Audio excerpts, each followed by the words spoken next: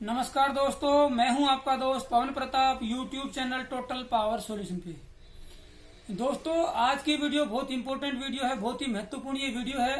कोशिश करें कि इस वीडियो को आप स्किप ना करें। दोस्तों, आज की वीडियो में मैं आप लोगों को बताऊंगा कि सिंपलेस्ट वे ऑफ मेकिंग और डिजाइनिंग बैटरी इक्वलाइजर, यानी कि जो बैटरी इक्वलाइजर है आप उसको कैसे डिजाइन कर सकते हैं, उसका सिंपलेस्ट वे, उसको बेसिक प्रिंसिपल यहाँ पे समझने की कोशिश करेंगे। और दोस्तों, उससे पहले मैं आपको बताऊंगा कि बैटरी को सीरीज में कनेक्ट करते हैं तो अगर दोनों बैटरी के पोटेंशियल डिफरेंस में फर्क हो तभी हमें बैटरी इक्वलाइजर की जरूरत महसूस होती है। और वो हमें जरूरत क्यों महसूस होती है उसको भी एक बार व्हाइट बोर्ड पे हम समझने की कोशिश करेंगे। उसके बाद बैटरी इक्वलाइजर को यहाँ पे हम कैसे डिजाइन कर सकते हैं, उसका प्रिंसिपल कैसे रहेगा, उसको भी मैं समझाने की कोशिश करूंगा। तो दोस्तों, बैटरी इक्वलाइजर को हम पहले समझें उससे पहले ये समझना जरूरी है कि बैटरी इक्वलाइजर की जरूरत क्यों पड़ती है।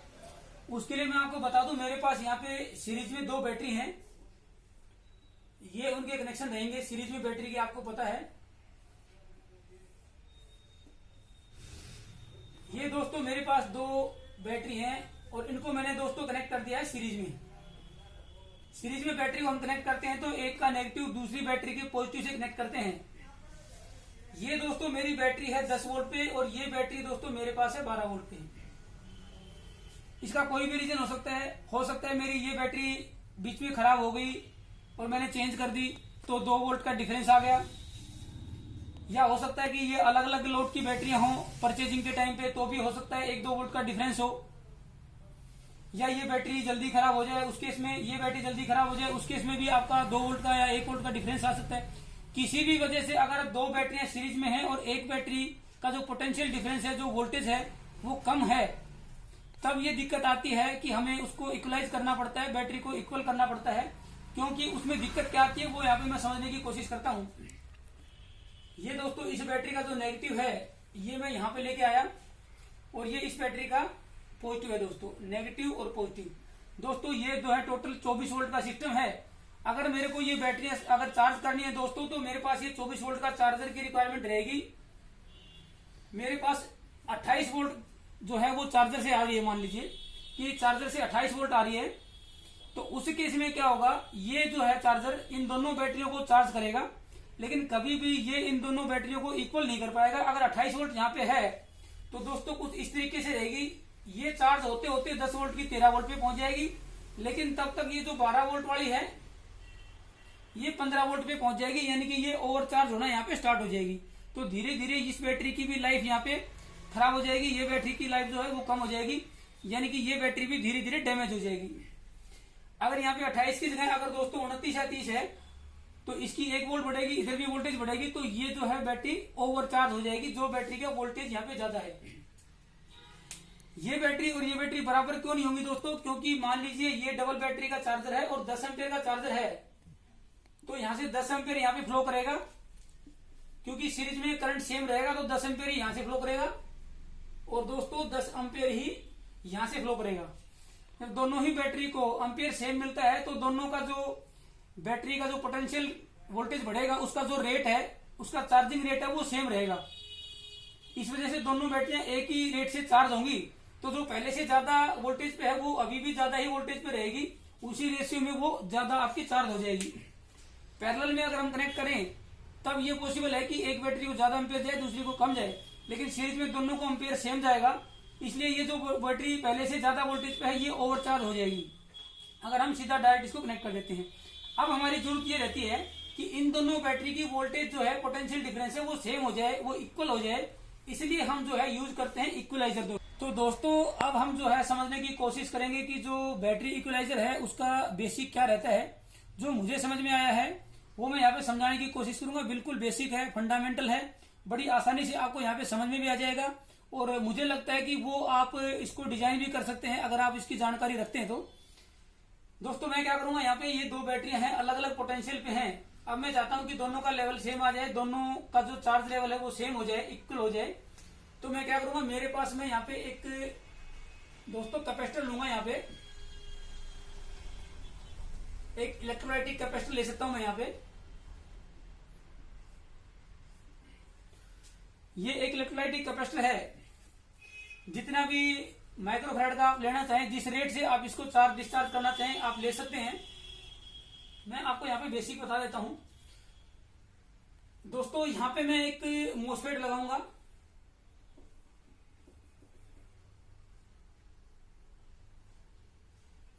एक यहाँ पे मोसफेट लगाऊंगा मैं, और एक यहाँ पे मोसफेट लगाऊंगा दोस्तों, और दूसरी बैटरी पे भी एक यहाँ पे मोसफेट लगा दूंगा। मैंने यहाँ पे ये स्विच दिखाया है, यहाँ पे मोसफेट लग जाएंगे। अब क्या करूंगा दोस्तों, ये इसका पॉजिटिव है और ये इसका नेगेटिव है, तो यहाँ पे मैं कनेक्ट कर देता हूं और एक पॉइंट को यहाँ पे कनेक्ट कर देता हूं। एक बैटरी पे मैंने इसको कनेक्ट कर दिया है, लेकिन मोसफेट अभी यहाँ पे ऑफ है, यानी कि ये जो कैपेसिटर है ये अभी कनेक्ट हुआ नहीं है, सिर्फ स्विच तक आया है, मोसफेट तक।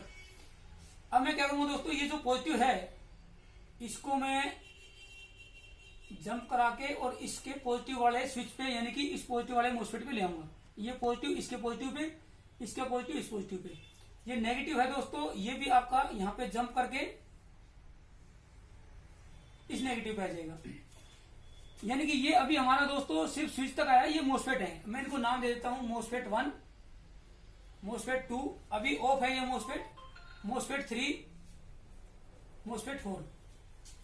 2 वायर हमने ली, बैटरी का जो पॉजिटिव नेगेटिव है उस पर एक एक मोसफेट लगाया और आपका पॉजिटिव नेगेटिव स्विच तक लेके गए। फिर इसके पॉजिटिव नेगेटिव को भी यहां तक लेके गए और यहाँ पे भी 2 मोसफेट लगा दिए दोस्तों। अब मैं क्या करूंगा दोस्तों, इन दोनों मोसफेट को M1 और M2 को ऑन करूंगा। ये 2 मोसफेट है M1 M2, इनको ऑन करता हूं। जैसे ही दोस्तों मैं ऑन करूंगा तो वो इस बैटरी से कनेक्ट हो जाएगा। फिर मैं क्या करूंगा, इन दोनों मोसफेट को ऑफ करूंगा, उसके बाद M3 और M4 दोनों इन मोसफेट को ऑन करूंगा, तब वो इससे डिस्कनेक्ट हो जाएगा और ये कैपेसिटर आपका दूसरी बैटरी से कनेक्ट हो जाएगा। ऐसा करने से क्या होगा दोस्तों, इस प्रोसेस को मैं रिपीट करता रहूंगा। इन दोनों को ऑफ करके फिर इनको ऑन करूंगा, फिर इनको ऑफ करके इनको ऑन करूंगा, दोनों मोसफेट को एक साथ ऑन करूंगा, फिर ऑफ करूंगा, फिर इसको ऑन करूंगा, इसको ऑफ करके इसको ऑन करूंगा। यानी कि अल्टरनेट वे में मैं इसको एक बार कनेक्ट करूंगा इस बैटरी से, फिर इस बैटरी से। इससे क्या होगा दोस्तों, जैसे ही ये जो कैपेसिटर है ये आपका इस 12 वोल्ट की बैटरी से कनेक्ट होगा तो ये 12 वोल्ट तक चार्ज हो जाएगा। लेकिन जैसे ही फिर ये इस 10 वोल्ट वाले से कनेक्ट होगा तो दोस्तों वो इसमें डिस्चार्ज हो जाएगा, क्योंकि इसका पोटेंशियल 12 वोल्ट से कम है, तो वो 12 वोल्ट जो है फ्लो होके इसमें ये चार्ज इसके अंदर स्टोर करेगा। फिर इससे ऑफ करके फिर इससे कनेक्ट होगा तो फिर ये चार्ज हो जाएगा। फिर हम इससे कनेक्ट करेंगे तो इसमें ये फिर से डिस्चार्ज हो जाएगा। यानी कि इस जो भी बैटरी आपकी ज्यादा पोटेंशियल पे है, जो भी बैटरी ज्यादा पोटेंशियल है उस बैटरी से ये कैपेसिटर चार्ज होगा और कम पोटेंशियल वाली बैटरी पे ये डिस्चार्ज हो जाएगा। हमने करना क्या है, सिर्फ इसको कनेक्ट और डिस्कनेक्ट करना है। फर्स्ट स्टेट पे कनेक्ट करूंगा, इधर डिस्कनेक्ट करूंगा, ऐसे करना पड़ेगा। इससे कनेक्ट किया, फिर डिस्कनेक्ट करके इससे कनेक्ट किया, फिर डिस्कनेक्ट किया। यानी कि इन मोसफेट को ऑन किया, ऑफ किया, फिर ऑन किया, ऑफ किया, तो ये अपने आप ही क्या करेगा, एक बार इससे जुड़ेगा, फिर एक बार इससे जुड़ेगा, एक बार इससे जुड़ेगा, एक बार इससे जुड़ेगा। उससे क्या होगा, इधर से चार्ज हुआ, इधर डिस्चार्ज, इधर से चार्ज, इधर डिस्चार्ज। फिर धीरे धीरे इसका जो चार्ज है वो आपका इसमें एक्स्ट्रा आएगा। जो हमारा चार्जिंग एम्पियर है 10 एम्पियर है या जो भी है, उससे जो है एक्स्ट्रा चार्ज आपका इसके अंदर डलता रहेगा और धीरे धीरे ये बैटरी आपकी इसके बराबर आ जाएगी। समय लगेगा कि आपका कितनी वैल्यू का ये कैपेसिटर है, किस रेट से आप इसको चार्ज या डिस्चार्ज कर रहे हैं, लेकिन ये जो है आपकी बैटरी यहाँ पे इक्वल हो जाएंगी। ये आप कंट्रोल कर सकते हैं, माइक्रो कंट्रोलर से भी कर सकते हैं या फिर 555 वगैरह का भी यूज करके कर सकते हैं। इन दोनों मोसफेट को एक साथ ऑन ऑफ करना है, फिर उसके बाद इन दोनों को ऑन ऑफ करना है। रेट इतना रखता है कि ये प्रॉपर तरीके से चार्ज हो जाए, फिर अच्छे तरीके से इसको टाइम मिले डिस्चार्ज होने का। लेकिन बहुत कम भी करने की जरूरत नहीं है, क्योंकि कैपेसिटर जो है बहुत जल्दी चार्ज और डिस्चार्ज हम यहाँ पे कर सकते हैं। बहुत ही सिंपल है, आपको मैं फिर से बता देता हूँ। ये 4 मोसफेट हमने लगा रखे हैं और इनका पॉजिटिव नेगेटिव यहाँ पे कनेक्ट कर दिया, इसका पॉजिटिव नेगेटिव यहाँ पे कनेक्ट कर दिया। रखना सिर्फ ध्यान ये है, इन दोनों मोसफेट को हमने पहले ऑन करना है, ऑन करते ये चार्ज हो जाएगा, फिर इनको ऑफ करके इनको ऑन करना है ताकि ये कैपेसिटर डिस्चार्ज हो जाए। अब बैटरी अगर आपकी ये 12 पे है और ये 10 पे है, तब भी आपका सॉफ्टवेयर भी सेम रहेगा, हार्डवेयर भी सेम रहेगा। फिर अपने आप ही ये जो है इधर से कनेक्ट डिस्कनेक्ट करेंगे तो ये इस वाले से चार्ज होगा, इधर डिस्चार्ज हो जाएगा, इस वाले से चार्ज होगा, इधर डिस्चार्ज होगा। अपने आप ही ये जो इक्वलाइजर है ये आपकी बैटरीज को इक्वल कर देगा। दोनों बैटरीज को कुछ समय के बाद, हो सकता है 10 घंटे में, 12 घंटे में, या दूसरे दिन या 3 दिन में, लेकिन दोनों बैटरी को इक्वल कर देगा और इन फ्यूचर भी ये उन बैटरी को इक्वल ही रखेगा दोस्तों। बहुत ही सिंपल सा ये मेथड है, बहुत ही सिंपल सा ये तरीका है।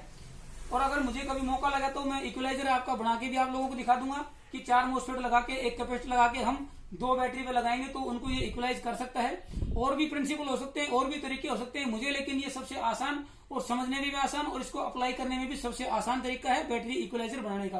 दोस्तों कभी मौका लगेगा तो प्रैक्टिकल भी मैं कोशिश करूंगा कि इसके ऊपर आप लोगों को एक इक्वलाइजर बना के दिखाऊं, सिंपलेस्ट और कम से कम कंपोनेंट का यूज करके, या फिर एक माइक्रो कंट्रोलर का यूज करके आप कैसे बना सकते हैं।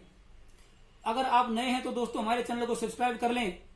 और हमारे चैनल के ऊपर काफी सारे वीडियो हमने स्टूडेंट्स के लिए भी, टेक्नीशियंस के लिए भी, एक्सपर्ट्स के लिए भी अपलोड किए हुए हैं, जिसमें आपका थ्योरेटिकल भी है, प्रैक्टिकल भी है, और दोस्तों रिपेयरिंग के भी, होम अप्लायंसेस के, इन्वर्टर के खासकर हमने काफी सारे वीडियो अपलोड किए हैं।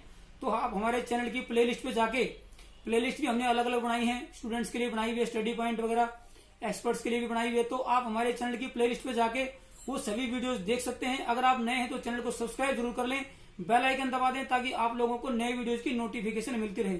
थैंक यू दोस्तों।